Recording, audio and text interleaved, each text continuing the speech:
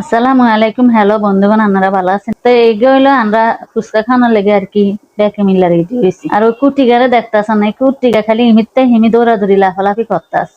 আমরা ব্যাকে বইয়ে রয়েছি ফুচকা খাওয়ানোর লেগে। তো ফুচকা তো বানিয়ে দিয়ে লাইছি। আমার বেগুনে বইয়ে ফুচকা খাওয়া, আর ফুচকা খাইলে তার কোনো হুঁশ নেই কোনো।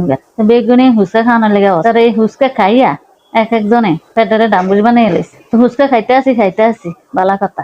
অনেক কুটিগাও টানাটানি করে, তো কুটিগারে আবার পিঠার ভিতরে বিস্কিট গুলো তো খাওয়াইছি।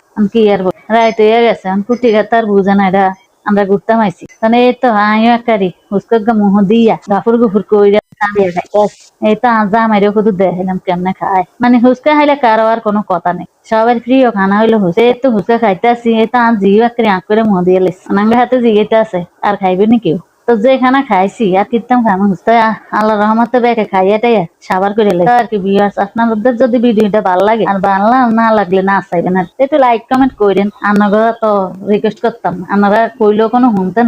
তো আর কি, সবাই ভালো থাকেন। আল্লাহ হাফেজ।